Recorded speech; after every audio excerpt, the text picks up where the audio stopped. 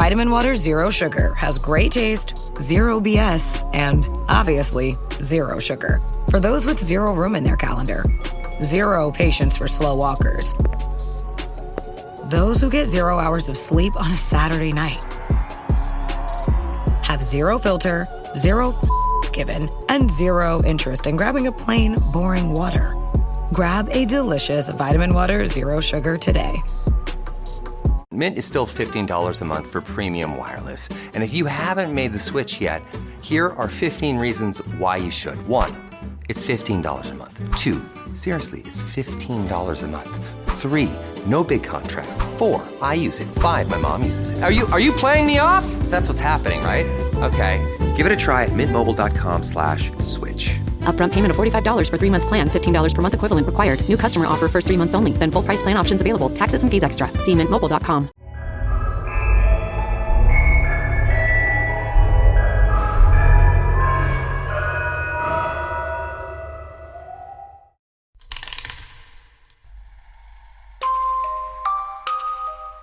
Fala pessoal, aqui quem fala é o Fernando, o apresentador do podcast Receios Obscuros, e esse é o nosso episódio de número 32 do Receios do Além.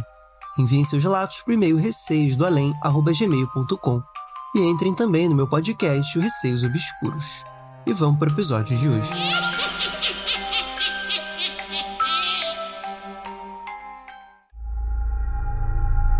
Foram 3 relatos enviados pela Dina.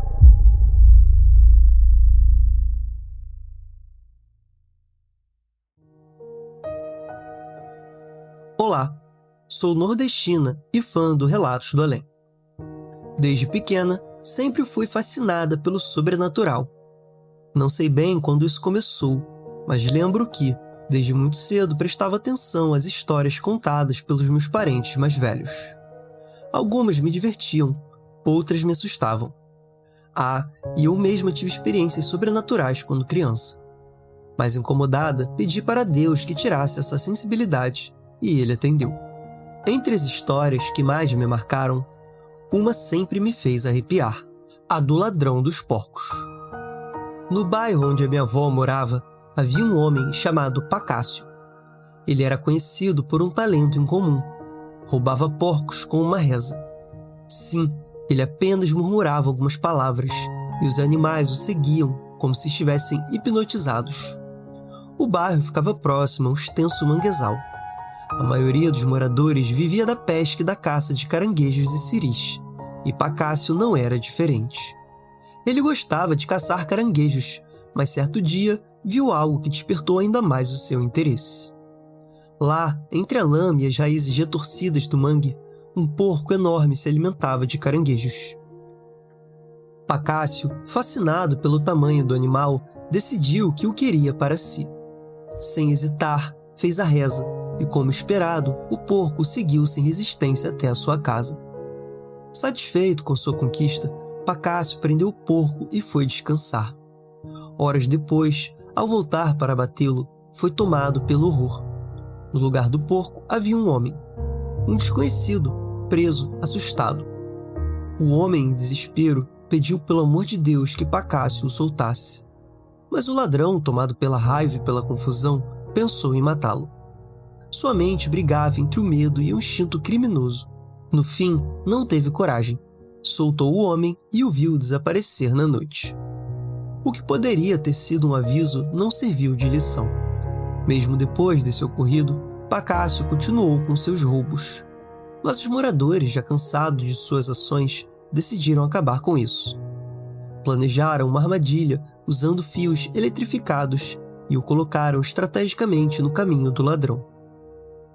Naquela noite, Pacácio caiu direto na armadilha e morreu eletrocutado. Depois de sua morte, dizem que os roubos de porcos cessaram, mas algumas pessoas juram que nas madrugadas silenciosas ainda se ouvem os grunhidos de porcos e o barulho de passos no manguezal. Relato: A mão em putrefação. Esta história foi contada pela minha avó paterna. Minha avó costumava comprar tecidos no centro da cidade. Como não ficava longe de sua casa, ela sempre ia caminhando. Em um desses dias, escolheu os tecidos que queria e foi até o caixa para fazer o pagamento.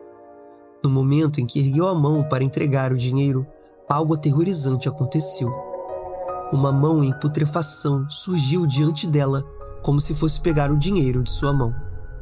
A pele escurecida e apodrecida dava a impressão de que pertencia a um cadáver. Horrorizada, minha avó começou a gritar e chorar, tomada pelo medo. A atendente, sem entender o que estava acontecendo, ficou assustada com a reação dela. O ambiente ficou tenso, com todos ao redor sem saber como reagir. Sem conseguir permanecer ali, minha avó saiu correndo da loja, deixando os tecidos para trás. Assim que chegou em casa, contou o ocorrido a uma vizinha, que a ouviu atentamente e com um olhar sério disse: "Isso aconteceu porque você não está orando o suficiente." A partir daquele dia, minha avó nunca mais esqueceu aquelas palavras, nem a visão macabra daquela mão surgindo diante dela. Relato: seria um ser invisível? Mais uma história relatada pela minha avó paterna, que aconteceu com meu tio-avô, ou seja, irmão da minha avó, nos anos 80. Meu tio-avô tinha um sítio no interior, onde havia um poço de água muito simples, coberto apenas por palhas. Certo dia, ele resolveu tomar banho perto desse poço e avisou ao seu primo que não iria demorar. Após terminar o banho, algo imobilizou seu braço para trás e não deixava sair do lugar. Essa força o sufocava tanto que ele não conseguia respirar direito, ficando sem forças até para gritar por ajuda. Seu primo estranhou a demora e foi procurá-lo. Ao se aproximar do local, ouviu meu tio-avô gritando desesperado: "Me afrouxa, me afrouxa."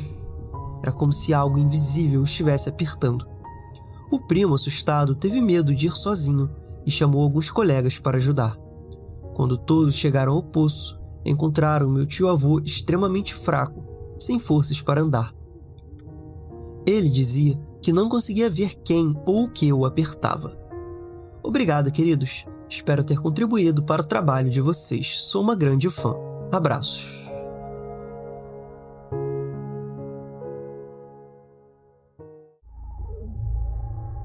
E agora foram 2 relatos enviados pelo João Roberto.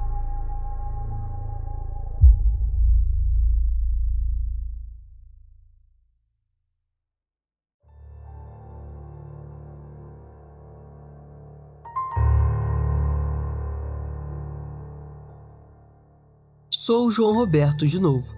Este relato é sobre uma pescaria de quando meu pai e meus tios iam pescar no Rio dos Patos, localizado em Prudentópolis, Paraná.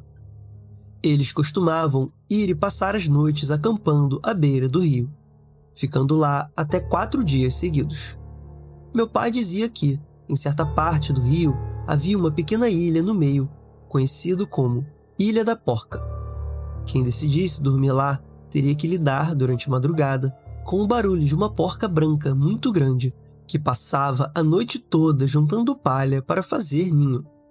No entanto, não existia nenhum porco na ilha. Pela manhã, era como se nada tivesse acontecido.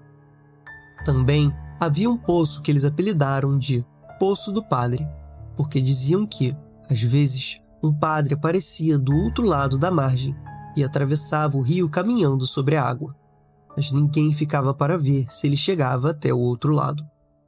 Certa vez, o meu tio resolveu pescar com linhada de mão durante a madrugada. Ele jogava a linha no rio e do nada sentia algo puxá-la no escuro. Ao recolher, a isca vinha do meio do mato ao lado dele. Isso aconteceu 2 vezes. Na terceira vez, ele decidiu prestar mais atenção. Quando puxou a linha, iluminou o local com uma lanterna e viu que a isca saiu do meio do poço do rio, deu a volta pelo lado e foi parar alguns metros dentro do mato. Assustado, ele recolheu a linha em silêncio e voltou para perto da fogueira, sem dizer uma palavra. Naquela noite, ele ficou quieto.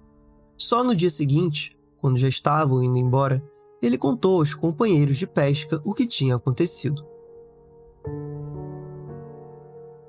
Relato: não brinque com aquilo que não conhece.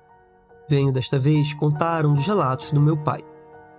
Há muito tempo, logo quando ele e minha mãe se casaram, no começo dos anos 80, eles levavam uma vida muito simples na roça, Moravam em um paiol, em meio a uma capoeira, onde meu pai trabalhava no roçado, em um bairro agrícola que existe até hoje. Certa vez, um tio meu teve um encontro muito sinistro com uma criatura que parecia um lobisomem. Ele conta que a criatura cruzou o caminho dele na estrada, obrigando-o a voltar e dar a volta por um carreiro, uma trilha. O bicho era grande e fazia um barulho de fungado, como o boi acuado bufando. Passou de um lado ao outro da estrada, sem sequer prestar atenção no meu tio. O meu tio contou isso ao meu pai, que apenas riu e duvidou da história. Ainda disse: "Quero que esse bicho apareça para mim. Eu dou umas facãozadas nele." E deu risada. Para chegar onde meu pai morava, era preciso seguir uma trilha pelo mato até o roçado. 2 dias depois de ter rido da história do meu tio, já durante a noite, meu pai estava deitado quando o cachorro que ele tinha começou a latir freneticamente. De repente, o animal correu para debaixo do assoalho do paiol, chorando como se estivesse tomado pelo medo. Meu pai se levantou e ficou ouvindo. Algo muito grande, fungando e farejando, veio até a porta. Farejou como um cachorro, depois deu a volta por trás do paiol. Nesse momento, ele lembrou do que meu tio havia contado e um frio correu por sua espinha. Pela fresta da madeira da parede do paiol, meu pai viu uma silhueta enorme. Ele diz que a criatura tinha mais de 2 metros de altura. A coisa voltou para a trilha e desapareceu na escuridão. Tomado pelo medo, meu pai saiu para ver e sentiu no ar um cheiro de carniça, como nunca havia sentido antes. Desde então, ele nunca mais riu e nunca mais duvidou das coisas sobrenaturais. Parabéns pelo programa. Eu gosto muito e fico ansioso toda vez que mando um relato, porque, quando você conta, sinto o mesmo medo que sentia quando era criança e ouvia essas histórias do meu pai e dos mais velhos.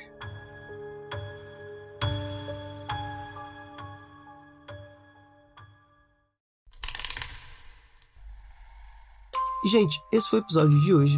Espero que vocês tenham curtido. Novamente enviem seus relatos no e-mail receiosdoalém@gmail.com. Um beijo a todos e até o próximo episódio.